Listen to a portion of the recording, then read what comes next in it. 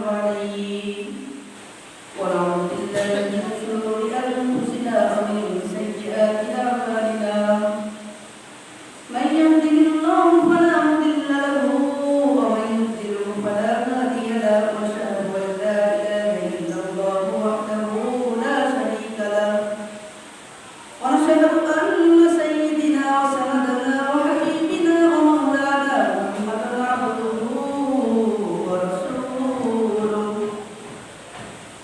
الذي أرسله بالحق بشيرا ونذيرا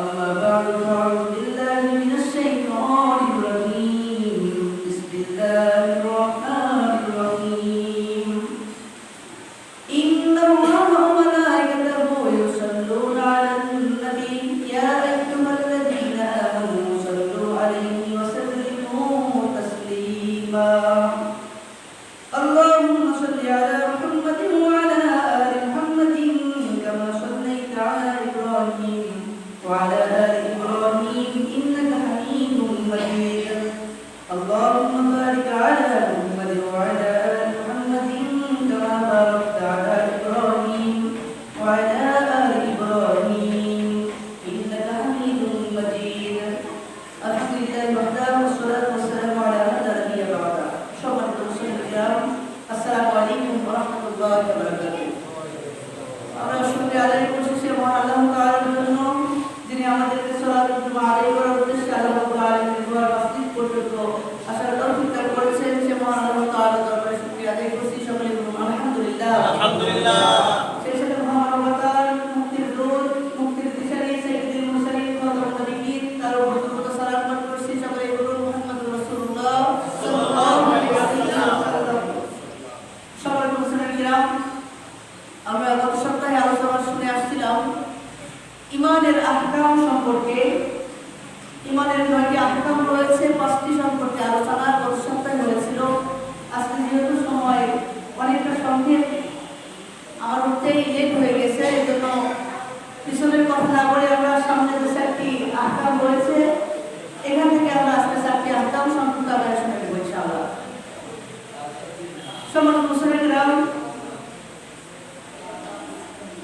ষষ্ঠ নম্বর যে আহকামটি রয়েছে ঈমান আনার জন্য শর্ত সেটা হলো যখন কোনো ব্যক্তি লা ইলাহা ইল্লাল্লাহ মুহাম্মাদুর রাসূলুল্লাহ এই কথাটি বলে ঈমান আনবে বা সাক্ষ্য দিবে আল্লাহ তাআলা এবং আল্লাহ তাআলার রাসূলকে রাসূল হিসেবে ওর ষষ্ঠ নম্বর যে গুণটি থাকতে হবে যে শর্তটি ওকে অর্জন করতে হবে সেটা হলো আল-ইখলাস অর্থাৎ একনিষ্ঠতা যে ব্যক্তি ঈমানদার হিসেবে নিজেকে দাবি করবে ওই ব্যক্তির মধ্যে এই গুণটি অর্জন করতে হবে যে আমার জীবনে আমি যা কিছু করব একনিষ্ঠ হতে হবে আল্লাহ তাআলার সন্তুষ্টির জন্য যদি আপনি আল্লাহ তাআলার সন্তুষ্টির জন্য আপনার জীবনের কাজ কর্ম প্রত্যেকটা বিষয় না করতে পারেন তাহলে আপনার ঈমানটা পরিপূর্ণ হবে না এটা ঈমানের আহকাম পরিপূর্ণতা আসবে না সূরাতুল আনআমের মধ্যে আল্লাহ তাআলা বলেন 8 নম্বর পরা 9 নম্বর পৃষ্ঠার 162 নম্বর আয়াত আল্লাহ তাআলা বলেন কুল ইন্না সালাতি ওয়া নুসুকি ওয়া মাহইয়ায়া ওয়া মামাতি লিল্লাহি রাব্বিল আলামিন কুল ইন্না সালাতি হে নবী আপনি বলুন ইন্না সালাতি নিশ্চয় আমার নামাজ ওয়া নুসুকি আমার কুরবানি ওয়া মাহইয়ায়া ওয়া মামাতি আমার জীবন এবং আমার মৃত্যু লিল্লাহি রাব্বিল আলামিন সব কিছু একমাত্র আল্লাহ তাআলার জন্য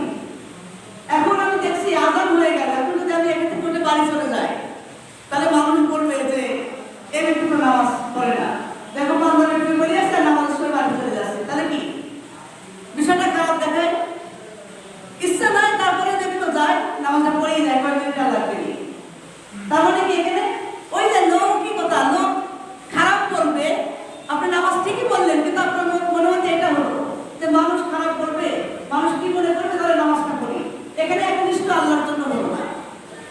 অথবা একইভাবে কোন ব্যক্তি যখন দান সৎকার করবে, তখন ওই ব্যক্তি যখন দান করতে লাগবে, ওই মনে মধ্যে যদি এরকম হয় তার কাছে দান চাচ্ছি, আমি একটা সম্মানিত ব্যক্তি বা আমি একজন নির্বাচনের ক্যান্ডিডেট বা আমি একটা এলাকার প্রভাবশালী ব্যক্তি, এখন মানুষ আসছে যদি ঘোরাই দিই তাহলে কেমন হয়,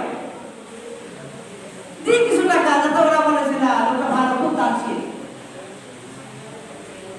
তখন ওর ভিতরে কি, তার মানে সম্মান রক্ষার্থে, মানুষের মন খুশি করার রক্ষার্থে, মানুষ যাতে ভালো বলে, এই জিনিসটা তার সাথে যোগ হয়ে গেল, একনিষ্ঠ হল না।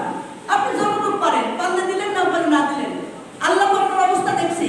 যদি আপনি আসলে সাথে সাথে এই যে আমার সম্পদ আছে আমার দিতে হবে, কারণ আল্লাহ তাআলা বলেছেন যে আল্লাযীনা ইউমিনুনা বিল গায়ব, সূরা বাকারার প্রথম দিকে, ওয়া ইয়াকিমুনাস সালাহ ওয়া মিম্মা রাযাকনাহুম ইউনফিকুন। ঈমানদারদের দ্বিতীয় নম্বর বৈশিষ্ট্য হবে এটা। প্রথম নম্বর ইউমিনুনা বিল গায়ব, যারা আল্লাহকে বিশ্বাস করবে অদৃশ্যে, না দেখার উপরে। ওয়া ইয়াকিমুনাস সালাহ, দ্বিতীয় নম্বর তার গুণ হবে সে নামাজ কায়েম করবে। ওয়া মিম্মা রাযাকনাহুম ইউনফিকুন, তৃতীয় নম্বর বৈশিষ্ট্য হবে ওই ব্যক্তিটা আল্লাহর রাস্তায় ব্যয় করবে, ওর যে সম্পদ আছে যতটুকু সম্ভব সে ব্যয় করবে। এটা হলো মুমিনদের তৃতীয় বৈশিষ্ট্য। তাহলে ওই ব্যক্তি দেখবে আমার আছে, আমার যতটুকু সম্ভব হয়, আল্লাহ তো দেখছে আমার অবস্থাকে, সাথে সাথে দিয়ে দিবে। কোনো ভাবা চিন্তার বিষয় না যে আল্লাহর সন্তুষ্টির জন্য আমি দিলাম, সম্পদ আমাকে আল্লাহ দিবে। তাহলে এখানে একনিষ্ঠতা আসলো। আর আপনি সারাদিন ভেবে দেখলেন না দিলে আমার এই সম্ভব, ওটা খারাপ করবে, মানুষ খারাপ করবে, সমাজে সামাজিক রক্ষার্থে দেওয়া লাগবে, এইরকম ভেবে দিলে সবগুলো আপনার ওর সাথে এক হলো, তাহলে আপনার একনিষ্ঠতা আসলো না। এই কারণে যখন কোনো ব্যক্তি ইমানদার দাবি করবে, ওর জীবনের প্রত্যেকটা ক্ষেত্রে, প্রত্যেকটা বিষয়, নামাজ, রোজা, হজ, যাকাত, বাকি আদার্স যে বিষয়গুলো আছে, প্রত্যেকটা বিষয়ে একভাবে তাকে এই টেন্ডেন্সি ভিতরে থাকা লাগবে যে আমি যা করছি সেটা আল্লাহর সন্তুষ্টির জন্য। কথা বুঝতে পেরেছেন? তার মানে এইটা আমাদের গুণ, বৈশিষ্ট্য আমাদের থাকা লাগবে যদি আমরা ইমানদার হতে চাই। সপ্তম নম্বর যে গুণ, সেটা হলো আল মাহাব্বা, আল্লাহ এবং তার রাসূলের প্রতি ভালোবাসা। বিষয়টা নিয়ে অনেক দীর্ঘ আলোচনা ইতিপূর্বে হয়েছে যে আল্লাহ তাআলা এবং আল্লাহর রাসূলকে পৃথিবীর সব কিছু জিনিসের চাইতে বেশি ভালোবাসতে হবে, তার বিধানকে প্রাধান্য দিতে হবে, এবং আল্লাহর রাসূলকে বাপ মা পিতামাতা সন্তানাদি সব কিছু বিষয়ে সূরা তাওবা 24 নম্বর আয়াত, ওইটাতে বলা হয়েছে 8টি থেকে 3টি জিনিসকে প্রাধান্য দিতে হবে। একটা হলো কি, আল্লাহ এবং তার রাসূল এবং তার পথে জিহাদ করাকে। একইভাবে সূরা মুসলিমের প্রথম খণ্ডের 77 নম্বর হাদিস, ওখানে আল্লাহ রাসূল সাল্লাল্লাহু আলাইহি ওয়াসাল্লাম বলেছেন যে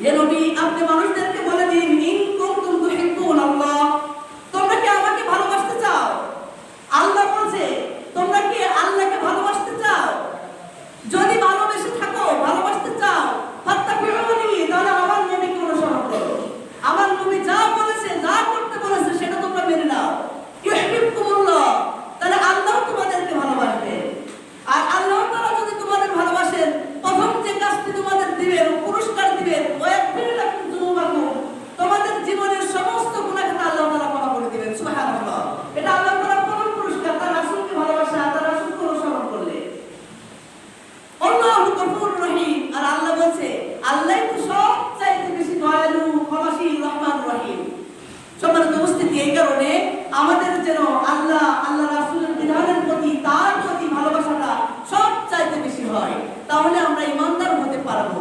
তাছাড়া এর বিকল্প কোনো রাস্তা কিন্তু আমাদের নেই। সপ্তম নাম্বার, ষষ্ঠ এবং সপ্তম গেল, অষ্টম নাম্বার যে গুণটি ঈমান আনার পূর্বে তাকে অর্জন করতে হবে সেটা হলো আল কুফর বিত তাগুত। তাগুতকে প্রত্যাখ্যান করতে হবে, এক আল্লাহকে মেনে নিতে হবে। এই জায়গাতে আমরা পৃথিবীর সমস্ত মানুষরা আমরা আমাদের অবস্থান থেকে যদি একটু বিশ্লেষণ করে দেখব যে কেউ করতে পারেনি। দেখেন আল্লাহ তাআলার ভাষা সূরা বাকারা 3 নম্বর পারা 1 নম্বর পৃষ্ঠা 256 নম্বর আয়াত আল্লাহ তাআলা বলেন, লা ইকরাহা ফিদ-দীন ক্বাদ তাবায়্যানা আর-রুশদু মিনাল গায়y। লা ইকরাহা ফিদ-দীন, দ্বীনের ব্যাপারে কারো কাছে জবরদস্তি করো না। আল্লাহ বলছে আমার দ্বীন গ্রহণের ব্যাপারে তোমরা কাউকে জবরদস্তি করো না, যে তোমার ইসলাম গ্রহণ করতেই হবে, ইসলাম তোমার মানাই লাগবে, এই বিষয়ে কাউকে বাধ্য করো না। কেন বাধ্য করবে না? ক্বাদ তাবায়্যানা আর-রুশদু মিনাল গায়y, হক আর বাতিল এই দুটো আলাদা আলাদা বিষয়। মানুষ হক এবং বাতিল চিনে এই জ্ঞানটা তাদেরকে দেওয়া হয়েছে। হক আর বাতিল আলাদা আলাদা দুটো বিষয়। যার ইচ্ছা সে হক গ্রহণ করুক, আর যার ইচ্ছা সে বাতিল গ্রহণ করুক। একটা বিষয় এখানে ভাবার, দেখেন যারা একদম সুস্থ মস্তিষ্কের মানুষ, এই মানুষেরা যদি বাজার করতে যায়, বাজারে যাওয়ার পরে ধরেন একই বাগুন দুই দোকানদার বিক্রি করছে 60 টাকা কেজি, কিন্তু ভালো করে লক্ষ্য করলে দেখা যাবে একটা বাগুনের মধ্যে আছে পোকা আর একটা মধ্যে পোকা নাই। আপনি কি চিনতে পারবেন না কোনটা ভালো আর কোনটা খারাপ? সম্ভব না? অবশ্যই সম্ভব। আপনি যদি একই বাগুন, ভালো বাগুন 50 টাকা কেজি পাওয়া যায়, ভালো বাগুন থেকে কেউ পোকা বাগুন নিবে 50 টাকা কেজি নিবে সুস্থ মস্তিষ্কে? নিলে কি বলবো আমরা? পাগল দেখতেছি। 50 টাকা কেজি ভালো বাগুন পাওয়া যাচ্ছে, হচ্ছে খারাপ বাগুন। একইভাবে বাজারে মাছ কিনতে যাচ্ছেন, কি করছেন আপনি? 10 দোকান ঘুরছেন, আবার টিপ দিচ্ছেন গায়ে যে মাছটা পচা আছে না শক্ত আছে, দেখে তারপরে কিনছেন। তার মানে কি? ভালো আর খারাপ এটা বুঝতে পারছেন, বুঝে তারপরে ভালোটা আপনি নিচ্ছেন, তাই না? আল্লাহ এই কথাই বলছে যে ক্বাদ তাবায়্যানা আর-রুশদু মিনাল গায়y, হক আর বাতিল দুটো আলাদা আলাদা বিষয়। ইসলামকে আমি মনোনীত করেছি, আল-ইয়াওমা আকমালতু লাকুম দীনাকুম ওয়া আতমামতু আলাইকুম নি'মাতি ওয়া রাদিতু লাকুমুল ইসলাম দীনা। যে ইসলামকে আমি জীবন বিধান হিসেবে, ইসলাম হিসেবে আমি জীবন বিধান হিসেবে ইসলামকে আমি মনোনয়ন করেছি। এটা হলো আমার দিন, আমার জীবন ব্যবস্থা। এটা সূরা আল ইমরানের 83 নম্বর আয়াত, ওয়া মান ইয়াবতাগি গায়রাল ইসলামি দীনান ফালা ইকবালা মিন। ইসলাম ব্যতীত যদি কোন ব্যক্তি অন্য দিন তালাশ করে, অন্য দিন গ্রহণ করে, অন্য দিনের পথে চলে, ফালা ইকবালা মিন, ওই ব্যক্তির জীবনে কোনো কিছু কবুল করা হবে না। অহুয়া ফিল আখিরাতি মিনাল খাসিরিন, ও ক্ষতিগ্রস্ত হবে। আল্লাহ বলে দিচ্ছেন। মানুষদেরকে যদি জিজ্ঞাসা করা যায়, ভাই ইসলাম ছাড়া কি পৃথিবীতে এর থেকে ভালো ধর্ম, জীবন ব্যবস্থা আছে? আমরা সবাই বলবো কি? নাই। বলবো না?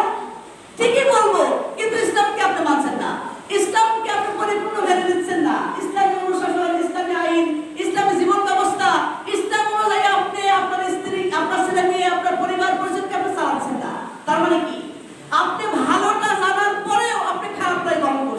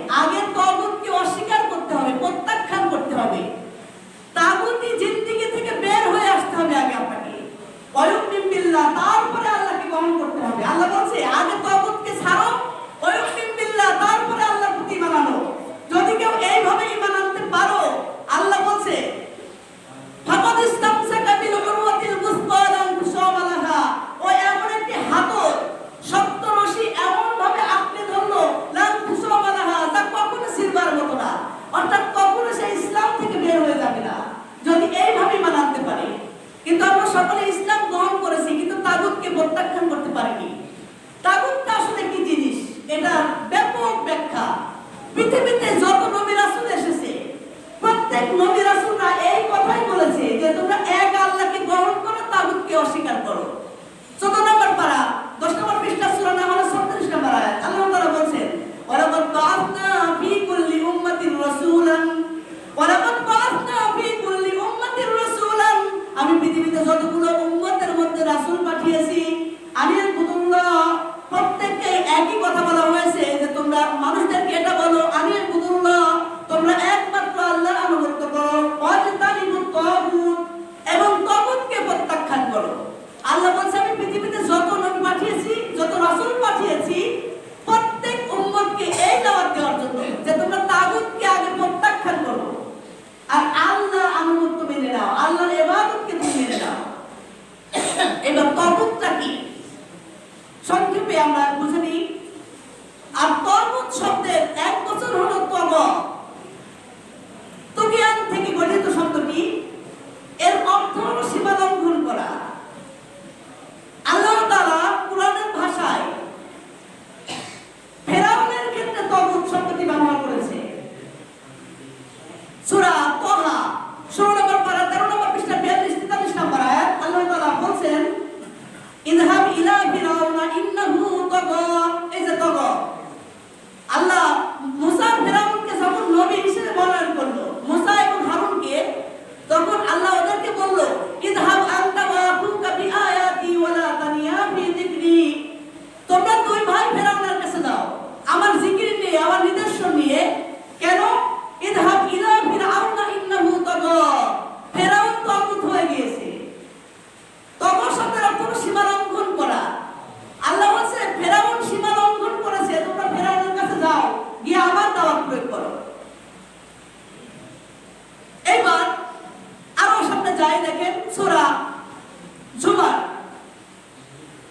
23 নম্বর পারা 19 নম্বর পৃষ্ঠা 17 নম্বর আয়াত আল্লাহ তাআলা বলেন ওয়াল্লাযীনা ইসতারাকু তাগুতা আইয়াবুদুহা ওয়া আনাবু ইলাল্লাহি লাহুমুল বুশরা ফাবাশশিরিল ইবাদ ওয়াল্লাযীনা ইসতারাকু তাগুতা আইয়াবুদুহা যারা তাগুতের আনুগত্য ইবাদত থেকে দূরে থাকলো।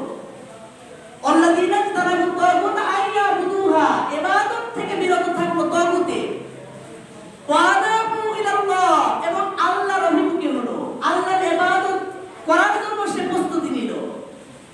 লাহুমুল বুশরা তাদেরকে তুমি সুসংবাদ দিয়ে দাও, ফাবাশশিরিল ইবাদ কারণ ওরা হলো আমার সুসংবাদ প্রাপ্ত বান্দা। আল্লাহ বলছে অর্থাৎ তখন এমন একটা জিনিস বা বস্তু যার ইবাদত করা যায়। ইবাদত শব্দটি কি মানে সে যা বলবে আপনি তাই মেনে নেবেন।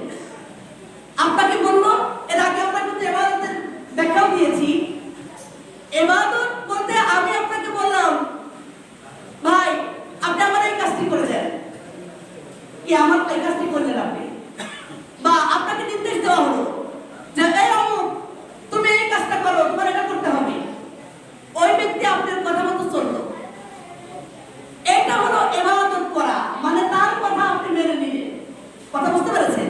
এবার যারা হলো আল্লাহর বিরুদ্ধে অর্থাৎ আল্লাহর গোলামি করা বাদ দিয়ে অন্য লোকের ইবাদত করছে, অন্য লোক বলছে তুমি এই করো সেই করো, আমার জন্য এটা করতে হবে, আমার জন্য ওটা করতে হবে, সব কিছু ছেড়ে দিয়ে আপনি তার আদর্শ প্রতিষ্ঠা করার জন্য, তার কথা বাস্তবায়ন করার জন্য, তাকে পৃথিবীতে প্রতিষ্ঠা করার জন্য আপনি তার হয়ে কাজ করছেন। তার মানে আপনি তার ইবাদত করছেন। কথা বুঝতে পেরেছেন? আল্লাহ তাআলা বলছেন আরো ক্লিয়ার হন সামনে। আল্লাহ তাআলা বলছেন দেখেন সূরা নিসার মধ্যে এসেছে 60 নম্বর আয়াত আলাম তারা ইলাল্লাযীনা উতু নাসীবাম মিনাল কিতাবি ইউমিনুনা বিল জিবতি ওয়াত তাগুতি। আল্লাহ তাআলা বলছেন আলাম তারা ইলাল্লাযীনা উতু নাসীবাম মিনাল কিতাবি ইউমিনুনা ওয়াল জিবতি। হে নবী আপনি কি তাদেরকে দেখেননি যাদেরকে আমি কিতাব দিয়েছিলাম, আমি কুরআন বা অন্যান্য কিতাব যাদের উপরে নাযিল করেছিলাম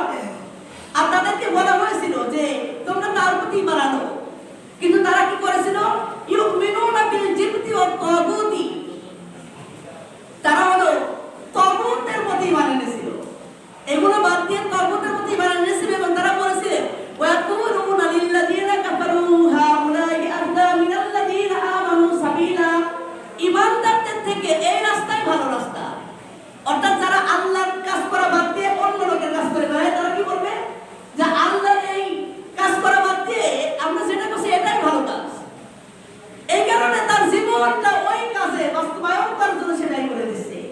একইভাবে অন্য আয়াতে বলছে আলাম তারা ইলাল্লাযীনা ইয়াজউমুনা আন্নাহুম আমানু বিমা উনজিলা ইলাইকা ওয়া মা উনজিলা মিন ক্বাবলিকা।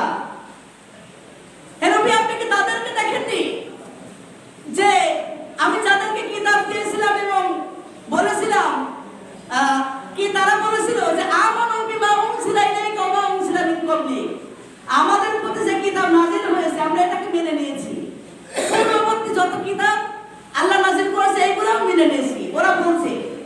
কিন্তু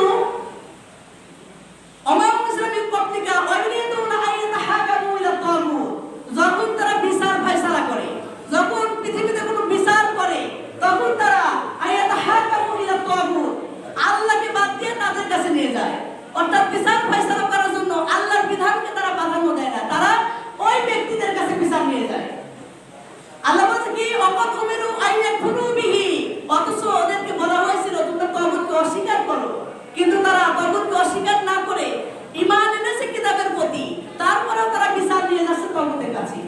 অর্থাৎ পৃথিবীতে যারা আল্লাহর আইন বাদ দিয়ে নিজের তৈরি করা আইন অনুযায়ী বিচার ফায়সালা করে তারা হলো কোরআনের ভাষায় তাগুত। নবম নম্বর শেষ পয়েন্টটি বলে দিই, সময় শেষ যেহেতু, আর ব্যাখ্যা ইনশাআল্লাহ তাগুত সম্পর্কে একটা বিস্তারিত আলোচনা করব।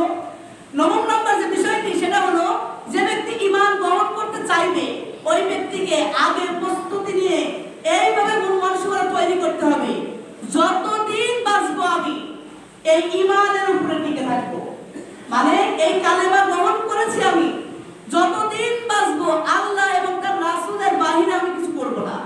সূরা হিজর 14 নম্বর পারা 6 নম্বর পৃষ্ঠা 89 নম্বর আয়াত, একদম শেষ আয়াত এটা। আল্লাহ তাআলা বলেন আ'বুদু রাব্বাকা হাত্তা ইয়াতিয়াকাল ইয়াকিন, তোমার রবের তোমরা ইবাদত করো যতদিন মৃত্যু না হয়, মৃত্যুর আগ পর্যন্ত তোমার রবের উপরে টিকে থাকতে হবে, ইবাদত করতে হবে। অর্থাৎ ঈমান আনার পূর্বেই প্রত্যেক মানুষকে এই মন মানসিকতা তৈরি করতে হবে যে আমি পৃথিবীতে যতদিন বাঁচবো এক আল্লাহর আনুগত্য করব, এক আল্লাহর দাসত্ব করব। তাহলে ওই ব্যক্তি এই 9টি পয়েন্ট যারা অর্জন করতে পারবে, 9টি পয়েন্ট অনুযায়ী চলবে, ওই ব্যক্তি ঈমানের আহকাম